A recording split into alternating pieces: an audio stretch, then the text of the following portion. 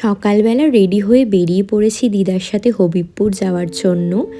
আসলে আমার মামারই যাওয়ার কথা ছিল, কিন্তু মামার কাজ পড়ে যাওয়ার কারণে দিদার সাথে আমাকে যেতে হচ্ছে, কারণ দিদা তো একা যেতে পারবে না।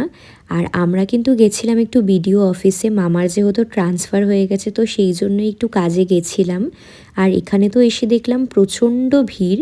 আর আমার যেহেতু আসার কোনো ঠিক ছিল না, তো সেই জন্য আমি কিন্তু সকালে কিছু খেয়ে আসতে পারিনি। হঠাৎ করেই মামা বলাতে সাথে সাথে রেডি হয়ে বেরিয়ে পড়েছিলাম। তো এত খিদে পেয়ে গেছিলো আর ওখানে এত ভিড় ছিল, অনেকটা টাইম লাগবে বলে আমি কিন্তু অনলাইনে অর্ডার করে নিয়েছিলাম খাওয়ার।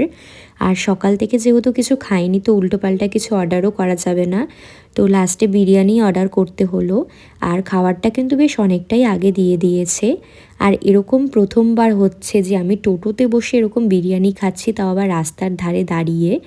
এটা একটা অদ্ভুতই ফিলিং, কি বলবো তোমাদের।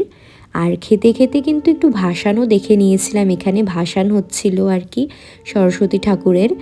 আর দিদার কাজ মিটতে মিটতে কিন্তু বেশ অনেকটাই বেলা হয়ে গেছিলো। আমরা কিন্তু ওখান থেকে ওই 4টে নাগাদ বেরিয়েছিলাম বাড়ি আসার জন্য। আর গেছিলাম কিন্তু সকাল 10:30 নাগাদ।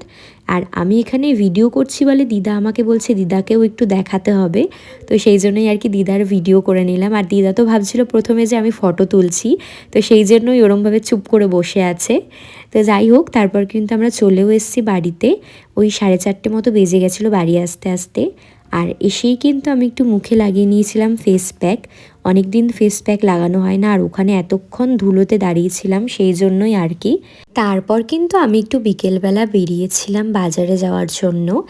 আমি আসলে এসেছিলাম একটু ফুচকা খাওয়ার জন্য, আর ফুচকা খেয়ে কিন্তু মার জন্য ফুচকা নিয়ে নিয়েছি। তারপর কিন্তু পাশের দোকান থেকে একটু কিনে নিয়েছিলাম পান। আর পান কিনতে কিনতে কিন্তু দেখলাম ভাসান যাচ্ছে আর কি সরস্বতী ঠাকুর। আর ভাসান দেখার পর কিন্তু ওখান থেকে চলে এসেছি একটু মন্দিরে ঠাকুর প্রণাম করতে। আর মন্দির থেকে কিন্তু বাড়ি চলে এসেছিলাম, আর বাড়িতে এসেই তো মাকে দিয়ে দিয়েছি ফুচকাটা খেতে। তারপর কিন্তু আমি একটু ডিনারে বানিয়েছিলাম ওই ম্যাগিটাকে একটু ফ্রাই করে নিয়েছিলাম আর কি। এই মাঝে মাঝে ফ্রাই করা ম্যাগিটা না আমার বেশ ভালো লাগে খেতে। তারপর কিন্তু ডিনার করার পর খেয়েছিলাম ওই পানটা। তো চলো আজকের ভিডিওটা এখানেই এন্ড করছি। ভালো লাগলে অবশ্যই একটা লাইক করে দিও। Good night.